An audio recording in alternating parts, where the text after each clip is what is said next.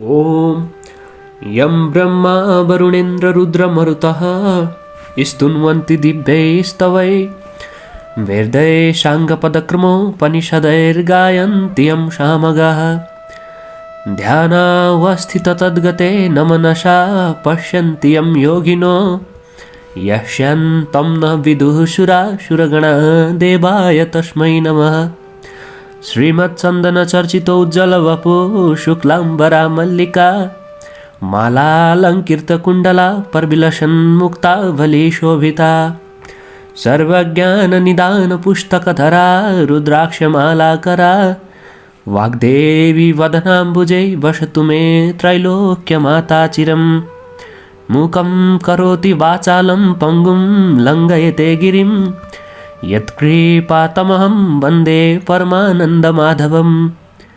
नमो भगवते तस्मै व्यासाय मीततेजसे यस्य प्रसादाद् वक्ष्यामि नारायणकथामिमाम्।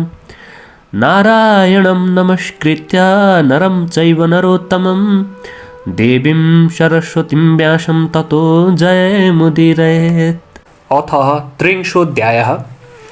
हे कुमारजी, तपाईका मुखारबिन्दबाट हिजो मैले सुलोचनाको सकल वृत्तान्त भलीभाँति सुने।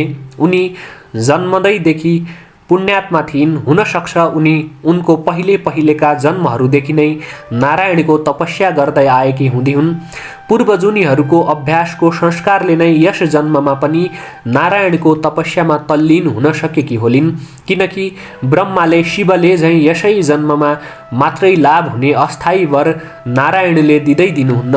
उहाँले त तपस्या पूरा भएपछि मात्रै काम पुर्याएर चिरस्थायी अविनाशी मुक्ति पद मात्रै वर दिनुहुन्छ र उहाँको तपस्यामा लागेको व्यक्तिले त्यो तपस्या जन्म जन्मान्तरमा भए पनि पूरा गर्नै पर्छ। नगरेसम्म त्यो अधुरो तपस्या पूरा गराउनका लागि त्यस साधकलाई सांसारिक विषय वासनाबाट हटाई त्यसमा नअल्मल्याई विरक्त्याउन विष्णुले सुलोचनालाई जस्तै परिस्थिति पारिदिनुहुन्छ रे। पूर्वजन्मका तपस्याका अभ्यासको लर्को त्यो तपस्या नटुङ्गिएसम्म हरेक जन्ममा पछि लागिरहेको हुन्छ भन्ने कुरो शास्त्रहरूले कहेका छन्। सुलोचनाको पनि त्यस्तै परिस्थिति हुँदो हो र यस जन्ममा पूरा गरिन् होली। यसमा के आश्चर्य छ र भन्ने तर्क वितर्कले हिजो मलाई रातभरि नै पटक्कै निन्द्रा परेन, छटपटिरहे। तसर्थ पूर्वजन्महरूको धर्मको संस्कार पनि पटक्कै नरहेका यस जन्ममा पनि उग्र अति निन्द्य पापै पाप मात्र गरेका भयङ्कर पापी जन पनि उमेर ढल्केपछि बाँकी जीवनभर ती दुई प्रख्यात त्रिवेणी मध्ये कुनै एकमा रही नियमपूर्वक नित्य त्रिवेणी स्नान, मकर स्नान, स्वस्थानीको व्रत पूजा गर्ने जनहरू ती उसका त्यस्ता उग्र पापहरूबाट छुटेका छन् कि छैनन्? छुटेका छन् भने त्यस्तो घोर पापबाट को छुटेका छन्? अन्तमा ती कस्ता भएका छन्? कहाँ कहाँको बास पाएका छन्? आज मलाई यही कुरो सुन्नको प्रबल इच्छा जागेको छ। ती मध्ये एउटाको कथा आज सुनाउनुहोस् भनी अगस्त्य मुनिले बिन्ती गर्दा कुमारजी आज्ञा गर्नुहुन्छ। हे अगस्त्य मुनि, सुलोचनाको त्यो अद्भुत दिव्य कथा तिमीले हिजो सुनिसक्यौ। अब आज तिमीलाई म काञ्चन मालिनी नामकी एउटी श्रेष्ठ अप्सराको अत्यन्त राम्रो कथा सुनाउँछु। सावधान भएर सुन। यो चलिरहेको पद्मकल्पको 28औं चौघडी भन्दा 2 घडी पहिलेको त्रेतायुगमा गन्धर्व नगरमा जन्मिएकी अत्यन्तै राम्री काञ्चन मालिनी नामकी अप्सरा सूर्य, चन्द्र, पृथ्वी यी तीनै मकर राशिमा रहेकाले कुम्भयोग परेको माघ महिनाको माघे औँसीका दिन प्रयागमा गङ्गा, यमुना, सरस्वती मिलेको सङ्गम स्थल त्रिवेणीमा सचैल मकर स्नान गरेर त्यत्तिकै चिसै लुगाले आकाशमा उडेर कैलाशमा गइरहेकी थिइन्। अत्यन्त तेजस्विनी, सुन जस्तो वर्ण, ढिस्केको नितम्ब, लाम्चा लाम्चा आँखा, पूर्ण चन्द्रमा जस्तो चहकिलो अनुहार, लामा लामा केश, ठडिएका गोल गोल स्तनहरूले शोभिएकी कुच्चिन अर्थात् सुनको मसिनो धागो जस्तै तारले बुनेको चिनिया सारी र चौबन्दी चोलो टम्म मिलाएर आङमा लाएकी, नुहाउँदा आँचल कम्मरमा कसेकीले छातीमा चौबन्दी चोलो भुक्किएकी अति राम्री उसलाई आकाशमा उडेर गइरहेकी देखेर तल हिमालयको कन्दरामा रहने पहाड जस्तै अग्लो कुरूप कुनै बुढो राक्षसले उनलाई देख्यो र उसले भन्यो, हे कमलका फूलको कोपिला जस्ता आँखा भएकी कल्याणी, तिमी को हौ? तिमी कहाँबाट आइरहेकी छेउ? तिम्रा लुगा किन चिसै छन्? तिम्रो चुल्टो किन भिजेकै छ? हे सुन्दरी, कहाँबाट आएकी हौ? तिमीमा यो उड्ने शक्ति कसरी भयो? अनि हे कल्याणी, कुन पुण्यले तिम्रो यो शरीर यति तेजिलो भएको हो? यो यस्तो अत्यन्तै राम्रो मनोहर रूप कसरी भयो? हे सुलोचने, राम्रा आँखावाली, तिम्रो चिसो लुगाबाट मेरो टाउकोमा झरेको पानीको थोपाले, हे भद्रे, सधैँ क्रूर रहने मेरो मन एकाएक शान्त भयो। यो जलको छिटाको यस्तो महिमा के हो?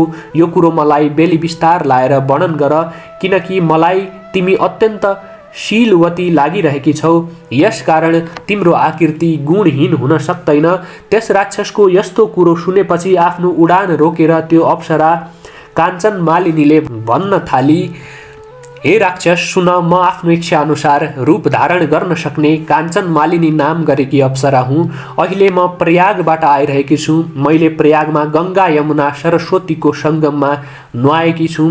यसै उसले मेरो केश र वस्त्र भिजेकै छ। हे राक्षस, म यतिखेर पर्वतहरूमा अति उत्तम कैलाश पर्वतमा गइरहेकी छु।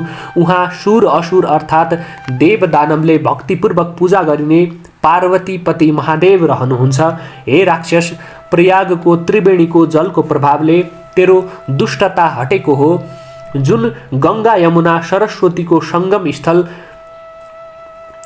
प्रयागको त्रिवेणीमा धेरै वर्ष मकर स्नान गरेको पुण्यको प्रभावले म यतिखेर सुमेधा नामका गन्धर्वकी अति सुन्दरी छोरी भएकी छु। अब म त्यो सबै कुरो तिमीलाई बेली विस्तार लाएर कहन्छु, तिमी मन लाएर सुन। यस पद्मकल्पको 26औं चौघडीको त्रेतायुगमा म अजनाब देश अर्थात् अचेलको भारतवर्षमा रहेको कालिङ्ग देशको कालिङ्गाधिपति राजाकी परिजस्ती सुन्दरी रखौटी यवनीबाट जन्मेकी हुनाले रूप र सुन्दरताले शोभिएकी अनि आफ्ना सुन्दरताका मदले घमण्डिएकी परम सुन्दरी नामकी वेश्या थिए। त्यस कालिङ्ग नगरमा त्यतिखेर म अरू समस्त सुन्दरीहरूको शिरोमणि यानी अग्रणी थिए। हे राक्षस, त्यस जन्ममा मैले आफ्नो तरुणाईमा आफ्ना इच्छा अनुसारका सारा भोग भोग्नासम्म भोगे। मैले आफ्नो यौवनको रूप रूपी सम्पत्तिले त्यो सारा नगरलाई मुग्ध पारेकी थिए। ममा लट्ठिएका धनाढ्य युवकहरूबाट विचित्र विचित्रका मनज्ञ रत्नहरू, नाना प्रकारका गहनाहरू, प्रशस्त धन अनि रङबिरङका लुगाहरू तथा कपुर र अगरु मिश्रित चन्दन आदि यी सबै वस्तुहरू मोहिनी रूप भएकी मैले कमाएकी थिएँ अर्थात् जुटाएकी थिएँ। हे राक्षस, त्यतिखेर म आफ्नो घरमा कति सुन र कति रत्न छ त्यसको अन्त जान्दिन थिए, किनकि कामले पीडित भएका युवा राजपुत्रहरू र शेठ साहुका पट्ठा छोराहरू मेरा चरणको सेवा सधैँ गर्थे। मैले आफ्ना नखराले ती सबैको सर्वस्व धुते। कति काम पीडित युवक त आपसमा हानाहान गरेर मरे पनि त्यतिखेर त्यो अति राम्रो पुरा नगरमा मेरो त्यस्तै चाल थियो। परन्तु जब मेरो दन्दनाउँदो उमेर ढल्कियो र युवकहरूको ओइरो ओइरिन ओइलाउँदै गयो, तब मेरो मन विरक्तिदै सोच गर्न लाग्यो कि हरे शिव, मैले जवानीमा न त सत्पात्रमा दान दिए, न मैले कुनै यज्ञ यज्ञादिमा हवन गरे वा गराए, न त मैले कुनै मन्त्रको नै अनुष्ठान गरे, न त मैले कुनै व्रत नै नियमपूर्वक गरे, न त मैले धर्म अर्थ काम मोक्ष दिने भगवानको आराधना नै गरे, न त मैले दुर्गति नाश गर्ने दुर्गा देवीको नै पूजा गरे। यो जाबो तुच्छ 2 दिने चटक मटके नारकीय सुखभोगको उपभोग गर्ने प्रबल लालसाले गर्दा न त सारा पाप हर्ने विष्णुको नै स्मरण गरे या उनको नाम जपे, न त ब्राह्मणहरूलाई असल असल भोजन र प्रशस्त दक्षिणाले तृप्त सन्तुष्ट नै पारे, न कुनै प्राणीको कल्याण हुने कार्य नै गरे। त्यतिखेर यौवनले दन्किएर मात्तिएको उमेरमा धर्मको कति पनि वास्तै नराखिकन तीमध्ये एउटा पनि पुण्य काम गर्दै गरिन। हे भद्र राक्षस, मैले त्यसरी धेरै पाप गरेँ र अन्तमा गालाका छाला चाउरिन थालेपछि ती पाप कर्मले मेरो मन भत्भती पोल्न थाल्यो। तब म असाध्यै पिरिएर अत्यन्त चिन्ताग्रस्त भएर कुनै विद्वान ब्राह्मणका शरणमा गए।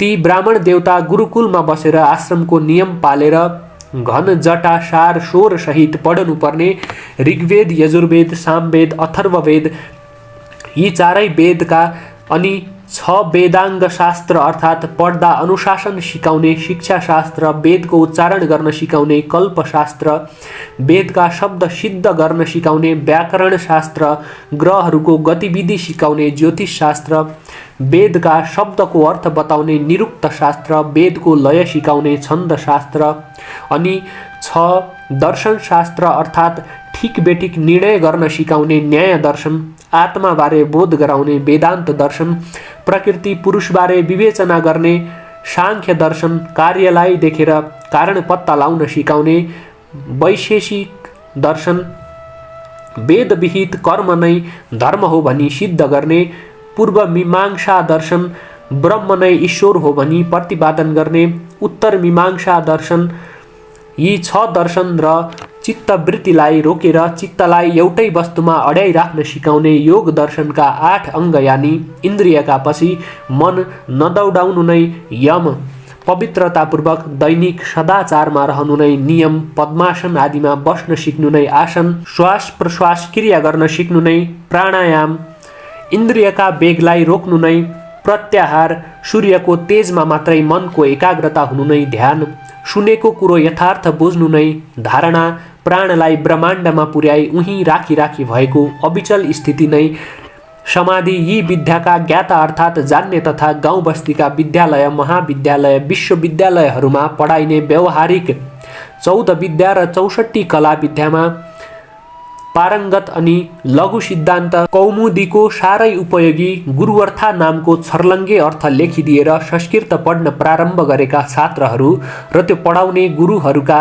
श्रद्धा पात्र भएका, त्यस्तै अष्टसिद्धिका ज्ञाता अर्थात् हात्तीलाई भुसुनो बनाउने अणिमा सिद्धि, भुसुनोलाई हात्ती बनाउने महिमा सिद्धि, मुसोलाई हात्ती जस्तै गरौँ बनाउने गरिमा सिद्धि, हात्तीलाई मुसो जस्तै हलुँ बनाउने लघिमा सिद्धि, नपाइने वस्तु पाउन सक्ने प्राप्ति सिद्धि, थोरैलाई धेरै बनाउने प्राकाम्य सिद्धि, स्वयं शासक बन्न सक्ने ईशिता सिद्धि र कसैलाई पनि वशमा गराउन सक्ने वशिता सिद्धिकन साधनाद्वारा साधेका सिद्ध अनि मन्त्रले फुकेको पानी आँखामा छ्यापिदिएर रत्नाकर कहिने समुद्रभित्र रहेको महापद्म, पद्म, शङ्ख, मकर, कच्छप, मुकुन्द, कुन्द, नील, खर्ब नामका नवविधि अर्थात् सम्पत्तिका भण्डार देखाइदिने तथा अति शान्त स्वभावका अत्यन्तै शान्तिप्रिय एवं चित्तको स्थिरता सम इन्द्रियहरूको निरोध दम, सत्यता तप, शुद्धता शौच, क्षमापन शान्ति, मोहरहितता आर्जव, बोधता ज्ञान, विशेष बुद्धि विज्ञान, ईश्वरमा अटल विश्वासता, आस्तिक्य, कृपापन दया, सहिर्दयतापन, दाक्षिण्य यी गुण भएका तथा अति सन्तोषी, अरूको उन्नति देखेर रमाउने, कसैलाई पनि उसको कल्याण हुने कुरो मात्र कहने, मान अपमानमा समान रहने, मानिसले आकाशमा उड्न सिक्यो, पानीमा बुड्न सिक्यो, भुइँमा गुड्न सिक्यो, तर मानिसको परस्परमा कस्तो सद्व्यवहार हुनुपर्छ भन्ने कुरो सिक्न सकेन भनी पिइरहने, किन्तु भूमिबाट जलबाट पैदा गरिएको हुनाले भूमिपुत्र भौमासुर कहिने, जसलाई भस्मासुर पनि भन्दछन्, त्यस्तो जसले आफ्नै आमा पृथ्वीलाई खोक्र्याएर उसको सन्तुलन बिगारी परिणाममा विध्वंसरूपी प्रलय गराउँछ, जसको चहल पहलले केही दिनको क्षणिक सुख दिलाए पनि समस्त जनताको शान्ति, हित र आनन्द हर्दछ, त्यस्तो दानवी भौतिक विद्यालाई पटक्कै मन नपराउने तथा 6 वेदाङ्ग अर्थात् शिक्षा, कल्प, व्याकरण, निरुक्त, ज्योतिष, छन्द आदि 6 दर्शन अर्थात् न्याय, वेदान्त, सांख्य, वैशेषिक, पूर्व मीमांसा, उत्तर मीमांसा अनि 4 वेद अर्थात् ऋग्वेद, यजुर्वेद, सामवेद, अथर्ववेद एवं योग र योगका 8 अङ्ग अर्थात् यम, नियम, आसन, प्राणायाम, प्रत्याहार, ध्यान, धारणा, समाधिका शिक्षक तथा ब्राह्मण वर्गले सिद्ध पारेका वेदका मन्त्रका प्रभावले मात्रै चुमुर्क्याउन सकिने अरू कुनै शक्तिले पनि नजितिने अजेय दानवहरू र जल वा थलले सूर्यबाटै समग्र गरेर आफूभित्र धारण गरेको बडवाग्नि नामको बिजुलीलाई प्रयोगमा ल्याई कतिपय काममा जोताई पैसा कमाउने तथा विध्वंसकारी बाटोमा लम्कने दानवी शक्तिकारहरूलाई र तिनका उत्पादित शक्तिलाई निरन्तर ध्रुव ताराको दृष्टि परिरहने हुनाले आर्यावर्त कहिने आफ्नो पुण्यभूमि हिमालय र विन्ध्याचलको बीचको भूमिमा र त्यस भूमिमाथिको पुरै आकाशमा ढिम्कनै नदिने तथा आफ्ना पुर्खाले आफ्ना उत्तराधिकारी सन्तान ब्राह्मण वर्गलाई मात्र ती मन्त्र सिद्ध गर्ने शक्ति थाती छोडेर गएका वेदका मन्त्रहरूलाई सिद्ध पार्न आफ्ना शिष्यहरूलाई उक्साइरहने अनि तिनको बुद्धि तिखार्नलाई गायत्री जपको महिमा बताइरहने, फेरि पृथ्वी जल तेज वायु आकाशको सामूहिक शक्ति स्वरूप नै ब्रह्मा हो भन्ने जानिराख्न सधैँ पाञ्चायनको पूजा गर्न लाउने, सूर्य उत्तरायण हुँदा 108 मिनेट दिन बढ्छ र सुमेरुमा पुगी 2-4 दिन उसलाई परिक्रमा गरी सूर्य दक्षिणायन हुँदा 108 मिनेट नै दिनमान घट्दछ भन्ने स्मृतिबोधका लागि 108 दानाको रुद्राक्षको वा अरू कुनै मालामा गायत्री जप गर्न लाउने।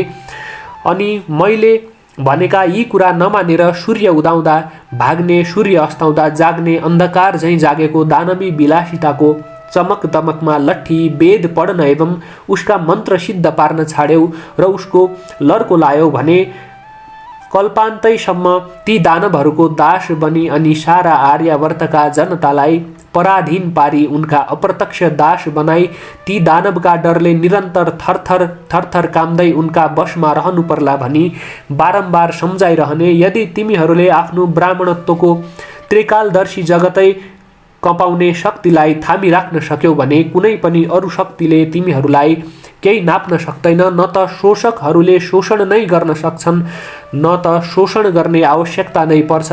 बाहिरी प्रबल शक्तिको डर नभएपछि शासकहरू पनि ढुक्कसँग शासन गर्छन्। बाबु हो, जब ब्राह्मण वर्गले आफ्नो धर्म छाड्दछ तब देश भाँडिन्छ। जबसम्म ब्राह्मण वर्गले आफ्नो धर्म थामिराख्छ तबसम्म देशमा सुख शान्ति बनिरहन्छ भनी आफ्ना शिष्यहरूलाई सम्झाइ बुझाइरहने ती राजनीतिका खग्गु, धर्मशास्त्रका खप्पिस अनि तन्त्र मन्त्र जन्त्र टुना टोड्का जादु चटक झारफुक धामी झाँक्री ओखती मुलो गर्नमा निपुण अर्थात् गणेशजीको मन्त्र विधिपूर्वक जपी सिद्ध पारी सिद्धि प्राप्त गरेकाले सदा कल्याणकारी सकल भारतीय अध्यात्म विधामा धुरन्धर किन्तु प्रारम्भमा सुखकारी भए पनि परिणाममा जगत विध्वंसकारी विकसित भौतिक विज्ञानका कट्टर विरोधी तथा सधैँ जलथल नभई शान्ति नै शान्ति चाहिने एकदेव उपाध्याय नाम गरेका ती नैष्ठिक ब्राह्मण त्यसै राज्यका राजा अर्थात् मेरै बाबुका राजगुरु थिए। हे राक्षस, मैले उनै ब्राह्मणलाई श्रद्धा भक्तिका साथ उनका पाउमा फलफुल दक्षिणा चढाएर निकै बेर ढोगेर उनको इशाराले देखाएर अनुमति दिएका आसनमा दुवै घुँडा मारेर बसी हात जोड्दै गहभरि आँसु डबडबाउँदै आफ्ना सारा पाप कर्मको वृत्तान्त बताएर आफ्नो पश्चाताप रूपी तडपन सुनाएर, हे ब्राह्मण देवता, मेरो यो उग्र पापको प्रायश्चित कसरी होला भनेर सोधे र हे द्विजश्रेष्ठ, त्यो पापबाट म कसरी सद्गतिमा प्राप्त हुली? आफ्नै कुकर्मले पिरिएर तडपिरहेकी उदास मन भएकी बिचरी गहिरो पाप रूपी भासमा ग्वाम्मै भासिएकी मलाई मेरो जगल्टामा समातेर यस भासबाट बाहिर निकालिदिनुहोस्। हे ब्राह्मण श्रेष्ठ, दयाका दृष्टिले मेरा उपर करुणाका जल वर्षाउनुहोस्, किनकि सज्जनमा त सबैजना कृपालु नै हुन्छन् किन्तु साधुहरू असज्जनमा पनि कृपालु हुन्छन्। मेरो यस्तो विनम्र प्रार्थना सुनेर ती दयालु ब्राह्मणले मेरा उपर कृपा गर्नुभयो र सबै धर्मले भरिएको तथा मलाई अति प्रसन्न पार्ने यस्तो कुरो भन्नुभयो, हे सुन्दरी, तिम्रा सबै निषिद्ध घृणित आचरणहरूलाई म भलीभाँति जान्दछु। मैले भनेको कुरो झट्टै गर। अब तुरुन्तै तिमी प्रजापति ब्रह्माको क्षेत्र प्रयागमा जाऊ। उहाँ गएर त्यहीँ रहेर सधैँ गङ्गा यमुना सरस्वती नदीको सङ्गम त्रिवेणीमा नुहाउने गर। विशेष गरेर मकर राशिमा सूर्य रहेको बेला त्रिकाल स्नान गर्ने गर। त्यसै स्नानको पुण्य फलले तिम्रो सबै पाप नाश हुन्छ, किनकि जसले तिम्रो पाप नाश होस् त्यस्तो अर्को उपाय म देख्दिनँ। तीर्थमा गर्ने गरेको स्नानलाई ऋषिहरूले ठुलो प्रायश्चित बताएका छन्, किन्तु हे सुन्दरी, तीर्थस्थलमा मनले पनि अशुभ कर्मलाई त्यागिदिनुपर्छ। हे सुमुखी, नित्यको प्रयाग स्नानले पाप खारिएर शुद्ध पवित्र भएकी तिमी मरेपछि पक्कै नै स्वर्ग जानेछौ। प्रयागराजको सङ्गमको स्नान मात्रैले पनि मनुष्यहरूलाई स्वर्ग प्राप्त हुन्छ, यसमा कुनै संशय छैन। हे सुन्दरी, प्रयागराज तीर्थमा गरिएको पापलाई छोडेर अरू ठाउँमा गरिएको सारा पाप प्रयागको त्रिवेणीमा नुहाउनाले तुरुन्तै त्यसै क्षणमा नै बिलाउँछ, अर्थात् नाश हुन्छ। हे सुन्दरी, यस बारेमा एउटा अचम्मको उपाख्यान सुन। उहिले कुनै समयमा गौतम मुनिकी पत्नीलाई देखेर कामरूप शत्रुको वशमा परेको गुप्त कामुक इन्द्रले गौतमकै रूप धारेर उनलाई सुटुक्क भोग गरे। तब ऋषि पत्नी गमन गर्ने इन्द्रलाई उस स्त्रीकै सामने त्यस उग्र पापले उत्तिखेरै फल दिलायो। तब त्यस स्त्रीका पतिको श्रापको शक्तिले इन्द्रको शरीर 1000 योनिले चिन्हित भएको कुरूप निन्दित लाज मर्नुको हुँदो भयो। तब मुन्टो निहुराएर देवराज इन्द्र त्यहाँबाट निस्किए अनि चारैतिर तिरस्कृत निन्दित उनले आफूले गरेको त्यो घृणित कर्मलाई निन्दा गर्न थाले र मेरु पर्वतको टाकुरोमा रहेको 100 योजन अर्थात् 400 कोष फराकिलो पानीले टम्म भरिएको राता चुच्चा हुने सेता न सेता बडे बडे रजहाँसहरूले शोभिएको कर्याङ कुरुङका लामले तोरणिएको रङबिरङका कमलका फूलहरू फक्रिएको विशाल तलाउको हिमजलमा उम्रिएको कमलको कोपिलामा लुकेर बसे।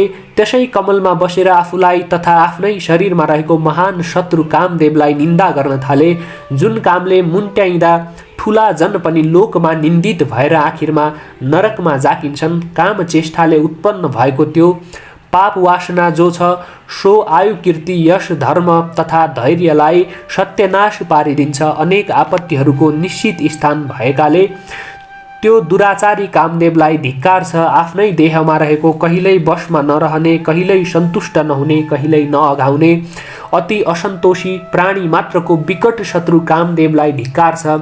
हे सुन्दरी, यस्ता प्रकारले कमल रूपी सदन यानी घरमा लुकेर बसेका इन्द्रले सोचिरहेको बेलामा उता स्वर्गमा इन्द्र नभएर स्वर्गको शोभा नै रहेन र त्यसपछि गन्धर्वसहित लोकपालसहित किन्नरहरूसहित देवताहरू शची इन्द्राणीका साथमा आएर सबैले देवगुरु बृहस्पतिलाई सोधे, हे भगवान, हामीहरू देवताका राजा इन्द्रका बारेमा पटक्कै केही जान्दैनौँ। उहाँ कहाँ रहनु भएको छ, कहाँ जानुभयो? अब हामीहरू आफ्ना राजालाई कहाँ खोजौँ? जसरी घरमा सुपुत्र नभए धनधान्य र गुणै गुणले भरिएको पनि कुलको शोभा हुँदैन, त्यसै गरी देवगणका साथमा इन्द्र नभइकन स्वर्ग शोभिएको छैन। हे गुरु, जे गर्दा स्वर्गलोकको शोभा बढ्छ, चाँडै नै त्यस्तो उपाय गरिबक्सियोस्। हे गुरु, स्वर्गलाई शोभाले युक्त स्वामी भएको पारिबक्सियोस्। यस काममा ढिलो गर्नु योग्य छैन भन्ने तिनीहरूको कुरो सुनेर गुरु बृहस्पतिले उनीहरूलाई भन्नुभयो, आफूले गरेका अपराधको लाजले लज्जित भएर इन्द्र जहाँ बसेका छन् त्यो कुरो म जान्दछु। बेविचारले सहसा गरेका कामको फल अहिले इन्द्र भोगिरहेका छन्। जो जनले नीतिको त्याग गर्दछन् ती जनले बडे बडे दुःखको भोग भोग्नु पर्दछ। आश्चर्य छ कि राज्यको मदले उन्मत्त भएको पुरुष गर्ने नगर्ने कामको विचारै गर्दैनन्। आफूलाई नै नाश गर्नेवाला अनेक प्रत्यक्ष वा अप्रत्यक्ष निन्दित काम गर्दछन्। दुर्भाग्यले बुद्धि मासिएका मूर्खहरू मात्रै यस्तो निन्दित काम गर्दछन्, जुन अपराध गर्नाले यहाँ पनि उहाँ पनि जन्म निष्फल हुन्छ। हे सुरगण हो, अब हामी त्यहाँ जाउँ जहाँ ती इन्द्र लुकेर बसेका छन्। गुरु बृहस्पतिले यस्तो भनेपछि बृहस्पतिलाई नै अघि लाएर गएका सबै देवताहरू त्यस आश्रमबाट निक्लेर उस तलाउमा पुगेपछि त्यो फराक सरोवरमा सुन जस्ता सुन्दर कमलको वन देखे अनि डिलमा उभिएर जस्तो प्रार्थना गर्दा इन्द्रलाई विश्वास पर्छ त्यस्तै त्यस्तै स्तुति गरे। तब गुरुको बुझाइले इन्द्र कमलकोशबाट बाहिर निक्ले। त्यतिखेर उनको मुख निन्याउरो मलिन थियो, शरीर विरूप थियो, लाजका मारे उनका आँखा निहुरेका थिए। अनि इन्द्रले ती आफूभन्दा जेठा गुरुको दुवै पाउ पक्रेर, हे गुरु, मलाई रक्षा गर्नुहोस्, यस पापको नाश हुने अर्थात् यस पापबाट पार पाउने उपाय बताइ बक्सियोस् भनी बिन्ती गरे। तब देवराज इन्द्रको यस्तो विनम्र वचन सुनेर गुरु ब्राह्मण बृहस्पतिले भन्नुभयो, हे देवेन्द्र, यस पापको नाश हुने उपाय म बताउँछु, सुन। यदि प्रयागमा गएर गङ्गा यमुना सरस्वतीको सङ्गम स्थल त्रिवेणीमा झमझम 108 डुबुल्की मारै गरेर माघे औँसीका दिन नुहायौ भने मात्र पनि त्यसै क्षण तुरुन्तै यस पापबाट तिमी छुट्दछौ।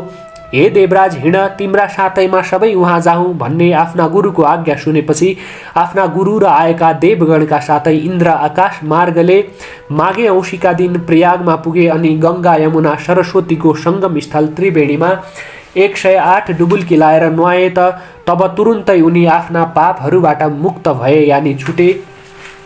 अनि अत्यन्त प्रसन्न भएका देवगुरुले उनलाई वर दिनुभयो, हे निष्पाप इन्द्र, प्रयागमा कुम्भ स्नान मात्र गर्नाले तिम्रो पाप नाश भयो। हे इन्द्र, अब सब पाप नाशिएका तिमी यी 1000 योनिका बदला मेरो कृपाले अहिल्यै तिम्रा 1000 दिव्य दृष्टि हुन् भनेर वर दिनुभयो। त्यति नै खेर ब्राह्मणका वरले शचीपति इन्द्र पनि जसरी मानसरोवर हजारौं कमलले शोभिएको छ त्यसै गरी अरूले नदेखिने दिव्य 1000 आँखाले शोभिए। त्यसपछि सबै देवताहरूले र ऋषिहरूले पूजिएका तथा गन्धर्वहरूले स्तुति गान गरिएका छँदा ती इन्द्र आफ्नो अमरावती नगरीमा गए। हे सुन्दरी, त्यस्ता प्रकारले प्रयागको त्रिवेणीमा माघे औँसीमा नुहाउनाले त्यस्तो पापी इन्द्र तुरुन्तै पाप सखाप भए। त्यसकारण हे कल्याणी, आफ्नो उग्र पाप नाश गर्न चाहने हे सुन्दरी, अब तिमी तुरुन्तै आफ्नो समस्त पापको विनाश गर्नका लागि तथा अचल स्वर्ग वा कैलाशवास प्राप्तिका लागि त्यो देवताहरूले पनि सेवा गरेको प्रयागको त्रिवेणीको सङ्गममा जाऊ। र आज पौष शुक्ल एकादशी हो। आजको 5 दिनमा पौष शुक्ल पूर्णिमा आउँछ। त्यस दिनदेखि नै प्रातः क्रिया सकी हात गोडाका नङ काटी त्रिवेणीमा नुहाई धुवाई शुद्ध पवित्र भई हविष्य वस्तु मात्र दिनहुँ 1 छाक खाई त्यहाँका तीर्थ पुरोहितलाई सोधी उनले भने वा अराहे बमोजिम गरी नियमपूर्वक त्रिवेणीमा त्रिकाल स्नान गरी सौभाग्य दिने, सौभाग्य बढाउने, पाप सखाप गराउने, स्वर्गवास दिलाउने स्वस्थानी देवीको व्रत गरी माघ शुक्ल पूर्णिमाका दिन देवीको उद्यापन पूजा सक्ने गरी उसै बीचमा नै मकर राशिमा सूर्य सरेको दिन परे माघे सङ्क्रान्तिदेखि फागुन सङ्क्रान्ति नलागेसम्मका दिनहरूमा त्रिवेणीमा माघ स्नान अर्थात् मकर स्नान श्रद्धा भक्तिपूर्वक ओम नमो भगवते वासुदेवाय यो मन्त्र जप्दै गर्ने गर त स्वस्थानी देवीको कृपाले र प्रयागको त्रिवेणीमा माघभरि मकर स्नान गरेको पुण्यले तिम्रो सारा पाप नाश हुनेछ र निष्पाप भएकी तिमीले अन्तमा सदाका लागि कैलाशवास वा स्वर्गवास पाउनेछौ भन्ने यस्तो त्यो इन्द्रको वृत्तान्त सहितको मङ्गलकारी वचन ती ब्राह्मणको मुखबाट सुनेर मैले उत्तिनै खेरी हतारिँदै उनका गोडामा ढोगेर आफ्ना सबै बन्धुजनलाई, दास दासीलाई अनि ऐश्वर्यशाली आफ्नो घरलाई त्यति मात्रै होइन, हे राक्षस, सकल भौतिक योगका विषयलाई प्रत्यक्ष विषको गाँस जस्तै ठानी चटक्क त्यागेर अनि आफ्नो शरीरलाई पनि झणभङ्गुर अर्थात् केही दिनपछि नै अवश्य नाश हुने ठान्दी छँदी म ती ब्राह्मणको घरबाट फुत्त निस्किएर नरक रूपी समुद्रमा जाकिने भयङ्कर अन्तस्करणको आगाले हृदयमा भतभती पोलिएकी मैले, हे राक्षस, तब त्यहीँबाट सरासर प्रयागमा गएर ब्राह्मणले बताए जस्तै गरी श्री स्वस्थानी देवीको व्रत पूजा र माघभरि नै त्रिकाल अर्थात् बिहान मध्याह्न साँझ नियमपूर्वक गङ्गा यमुना सरस्वतीको सङ्गमस्थल त्रिवेणीको जलमा श्रद्धा साथ पटकै पिच्छे ओम नमो भगवते वासुदेवाय जप्दै 108 डुबुल्की मारेर मकर स्नान गर्ने गरे। अब हे बुढा राक्षस, त्यस त्रिवेणीमा गरेको मकर स्नानको महिमा सुन। 3 दिन त्यहाँ लगालग मकर स्नान गरेपछि मेरो समस्त पाप नाश भयो। बाँकी 27 दिनको माघ स्नानले मलाई जो पुण्य प्राप्त भयो त्यस पुण्यले मलाई देवयोनिमा जन्मायो। यतिखेर म देवी पार्वतीकी अति प्यारी सङ्गिनी भएर कैलाशमा रमाउँदै बसेकी छु। त्यसै प्रयागको मकर स्नानको प्रभावले नै मलाई यस्तो यो पूर्वजन्मको जाति स्मरण ज्ञान इच्छा अनुसारको रूप बदल्न सक्ने शक्ति, यो खेचरी यानि आकाशमा उड्ने र उही अड्ने गति राजगुरुमा भएको विविध विद्याको ज्ञान र यो कैलाशको बास प्राप्त भएको हो। त्यसैले प्रयागको मकर स्नानको महिमा सम्झेर प्रत्येक माघमा प्रयागमा मकर स्नान गर्न म प्रयाग जाने गरेकी छु। अब कैलाश पुगेर पार्वतीका साथै स्वस्थानी देवीको पूजा गर्छु। हे राक्षस, मैले मात्रै होइन, जसले पनि मैले जस्तै गरी त्रिवेणीकै तटमा बसेर स्वस्थानी देवीको व्रत पूजा र मकर स्नान गर्दछन्, ती सबैले पनि स्वर्गलोक वा कैलाश लोकको बास पाउँछन्। यति आफ्नो पूर्व चरित्रको वृत्तान्त बखानेर फेरि काञ्चन मालिनीले, हे राक्षस, आश्चर्यचकित भएका तिमीले मलाई जो सोध्यौ त्यो मैले तिम्रो प्रसन्नताका लागि आफ्ना घटेका सबै घटना सुनाए। अब तिमी पनि मेरो प्रसन्नताका लागि आफ्नो पूर्व चरित्र बताऊ। कुन कर्मले तिमी अति विरूप र अत्यन्त डर लाग्दा भएर जन्मिएका छौ? दारीजुङ्गा बढाएका, बडा बडा दारा भएका मान्छेको मासु खाने भएर किन यो पहाडको गुफामा रहन्छौ भनेर सोधिन् त तब त्यो राक्षस भन्न थाल्यो, सज्जन जनप्रिय वस्तु दिन्छन् र गुह्य कुरो लिन्छन्, प्रेमपूर्वक बोल्छन् र सोद्धछन्। हे भद्रे, हे कल्याणी, पराईको कल्याण गर्नेवाली, ती सबै कुरा तिमीमा रहेका छन्। हे वामलोचने सुन्दरी, तिमीले मलाई निश्चय नै कृपा गर्यौ, यो कुरो म मान्दछु। हे भद्रे, हे कल्याणकारिणी, मेरो यो क्रूर कर्मको निवारण तिमीबाट नै चाँडै हुन्छ। यसकारण मैले जो स्वयं पाप गरेको छु अब त्यो सब तिमीलाई म सुनाउँछु। सज्जनलाई दुःख निवेदन गरेपछि तब सबै सुखी हुन्छन्। हे पातलो कम्मरवाली सुन्दरी, अब मेरो वृत्तान्त सुन। पहिलेको जन्ममा म काशीमा वेदका धेरै ऋचाहरू जान्ने, वेद विद्यामा पारङ्गत श्रेष्ठ ब्राह्मण थिए। ठुलो निर्मल कुलमा मेरो जन्म भएको थियो। हे सुन्दरी, त्यतिखेर मैले दुराचारी राजाहरूले, शूद्रहरूले अनि वैश्यहरूले गरेका डरलाग्दा निन्दित दानका वस्तुहरू पनि काशीमा बसेर दान लिए। प्राय गरेर धेरैपल्ट धेरै नै निषेध गरिएका घृणित दान पनि लिए अनि चाण्डालहरूले गरेको कुत्सित दान पनि मैले लिन पछि सरिन। यहाँसम्म कि किसानहरूले बजारमा किन्नै पर्ने तर पसलेले 100 मा किनेको वस्तुलाई करैकरको भारी बोकाएर 300 मा किसानलाई बेच्ने अनि किसानले उब्जाएको खाद्यान्न वा खाद्य वस्तु किन्दा चाहिँ सुक्ती घट्ती ढुलाई कोठी कुशीद नगर प्रवेश कर कटाई 100 को उसको माललाई 60 मा किनिली। समस्त किसानलाई किङ्रिङ्याई उत्तम खेती मध्यम व्यापार अधम चाकरी भन्ने बृहस्पतिको नीतिलाई पर्लक्क पल्टाई उत्तम चाकरी मध्यम व्यापार अधम खेती बनाउने शुक्राचार्यको नीतिलाई अँगालेर किसानहरूलाई हलनटट्टु बनाउने अनि साधु सज्जनहरूलाई सताउने तत्कालीन हुल्लडवाज हुल्याहाहरूको पार्टीवादी सरकारको पार्टी शासकले धाक देखाउन गरिएको त्यो किसान शोषिएको पापै पापले मुछिएको द्रव्य दान लिन पनि पछि परिन र दान लिएर पनि फुर्किन छोडिन तथा अरू पनि म लोभीले त्यहाँ कति हो कति अनेक पाप गरे। जहाँ मैले जो नगरेको पाप कर्म छ त्यो छैन होला। हे सुन्दरी, मैले त्यस पुण्य क्षेत्रमा गरेका अरू पाप कर्म पनि सुन। त्यस अभिमुक्त वाराणसी अर्थात् वरुणा र असी नदीको बीचको क्षेत्रमा गरिएको एक रत्ती पनि जो पाप छ त्यो पाप त मेरु पर्वत समान ठुलो हुन्छ। मैले उस जन्ममा कति पनि धर्मको सञ्चय गरिन। हे सुन्दरी, तब त्यसरी त्यहाँ धेरै समय बितेपछि म उही नै मरे। अभिमुक्त वाराणसीको प्रभावले म नरकमा गइन। अभिमुक्त क्षेत्रमा मरेको कोही पनि पापी नरकमा जाँदैन, किन्तु अभिमुक्त क्षेत्रमा गरिएको कुनै पनि पाप वज्र समान दृढ रही ननासिने हुन्छ। त्यसै वज्रलेप पापको प्रभावले हिमालय पर्वतमा भयानक अतिशय दुष्ट पापी राक्षस भएर मेरो जन्म भएको हो। यो भन्दा पहिले 2 पल्ट गिद्ध, 3 पल्ट बाघ, 2 पल्ट सर्प, 1 पल्ट लाटो कोसेरो भएर जन्मिएको थिए। त्यसपछि 9 पल्ट सुँगुर पनि भए। हे भामिनी, हे सुन्दरी, मेरो यो राक्षसको जन्म 10वां जन्म हो। नाना प्रकारका योनिमा जन्मदै मेरा हजारौं वर्ष बितिसके। हे भद्रे, हे कल्याणकारिणी, यो दुःख समुद्रबाट मेरो उद्धार हुने उपाय छैन। हे सुब्रु, सुन्दर आँखी भुइँवाली, यहाँ वरिपरि 3 योजन अर्थात् 12 कोससम्मको भूमि मैले जन्तुहीन गराइसकेको छु। हे शुभ्रु, मैले धेरै नै निरपराधी जीवहरूको पनि नाश गरेको छु। त्यस दुष्कर्मले मेरो मन निरन्तर जलिरहन्छ। तिम्रो यो दर्शन रूपी अमृतले सेचिएको मेरो मन अहिले एकदम शीतल भएको छ। तीर्थहरूको शुभफलता कुनै समयमा गएर फल्छ, तर सज्जनको समागम अर्थात् भेट त तुरुन्तै फल्छ। हे शुभ्रु, यसै उसले बुद्धिमानहरू सत्सङ्गतिको प्रशंसा गर्दछन्। मेरो मनमा भएको यो सबै आफ्नो दुःख मैले तिमीलाई बताए। हे शुभ्रु, यस्तो कोही बिरला कोटी नै सज्जन होला जसलाई अरूको दुःख सुनेर आफ्नो अन्तरात्मा खिन्न नहोस्। यस बारेमा उचित कुरो तिमी स्वयं जान्दछौ। त्यसै कारण अब यसभन्दा परतिर म केही भन्दिन। म हर हमेशा यस दुःख सागरबाट कसरी पार पाउँछु भन्ने कुरो सोचिरहन्छु।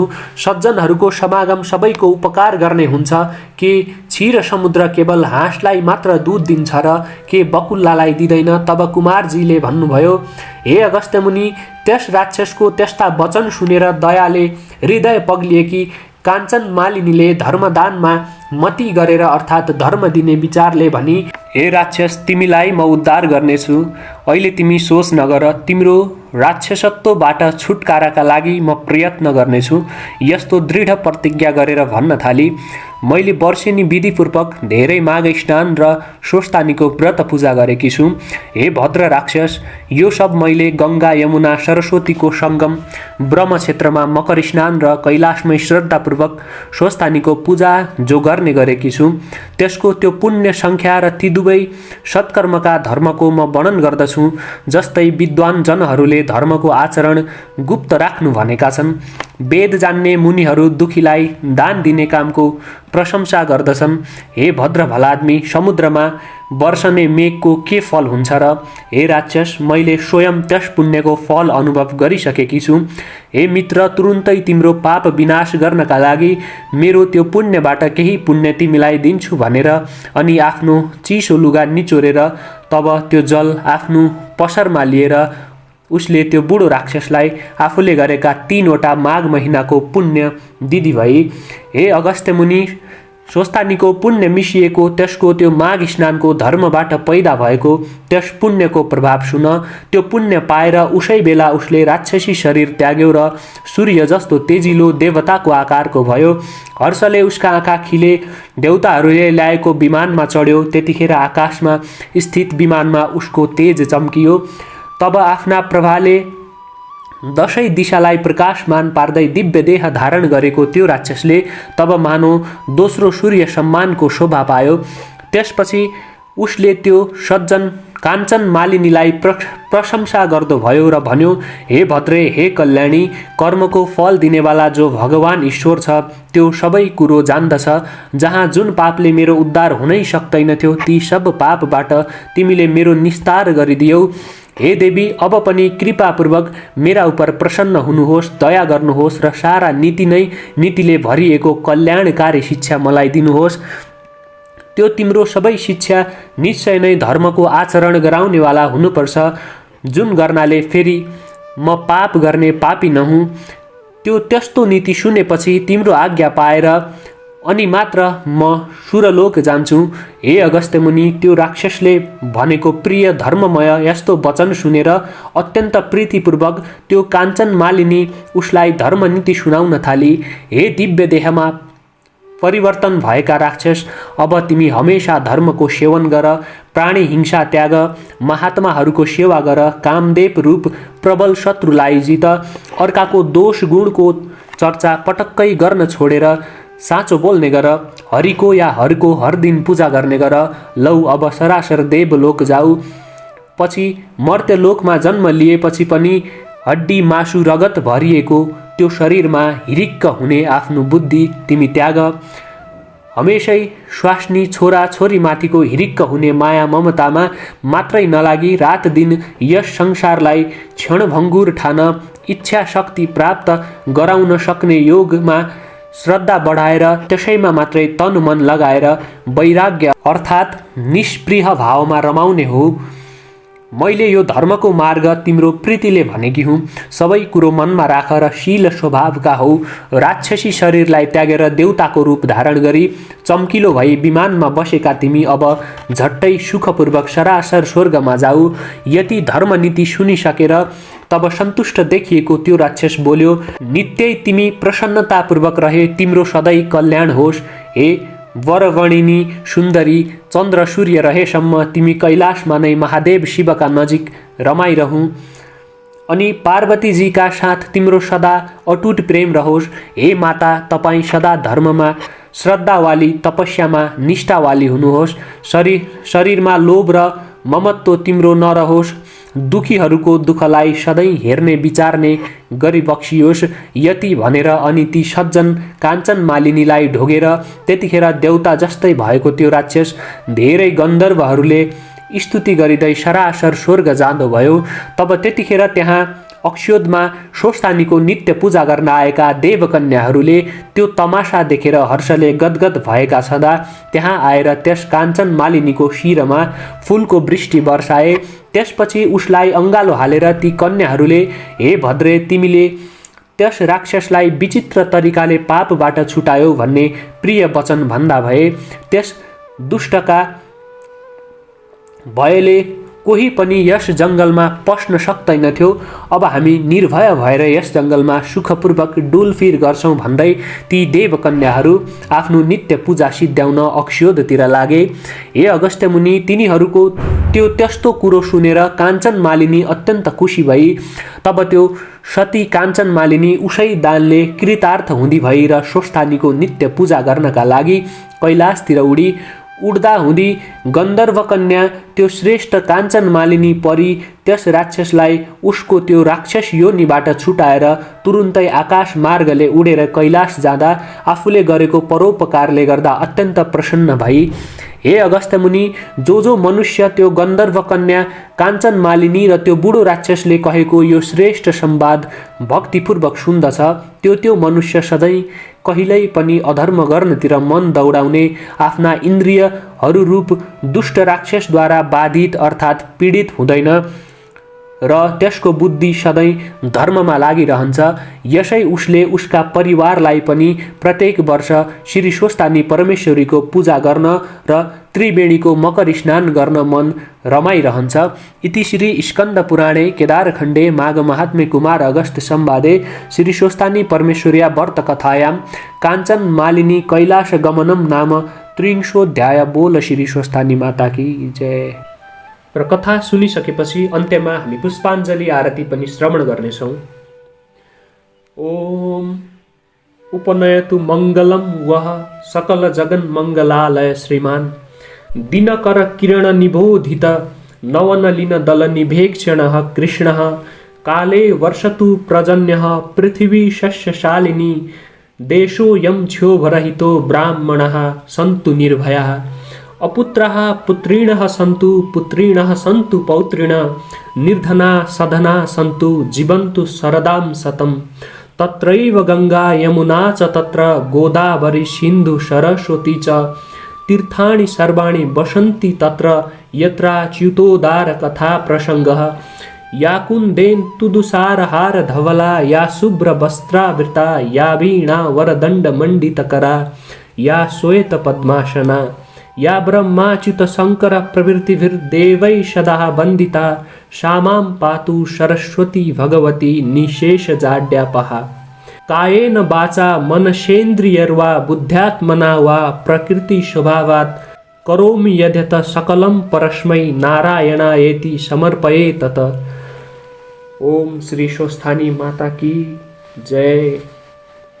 कैलाशपति महाराज भगवान शंकर की जय। 33 कोटी देवी देवता की जय। यो सँगै अध्याय 30 समाप्त भएको छ। यहाँसम्म सुनेर साथ दिनुहुने सम्पूर्णमा धेरै धेरै धन्यवाद व्यक्त गर्न चाहन्छु।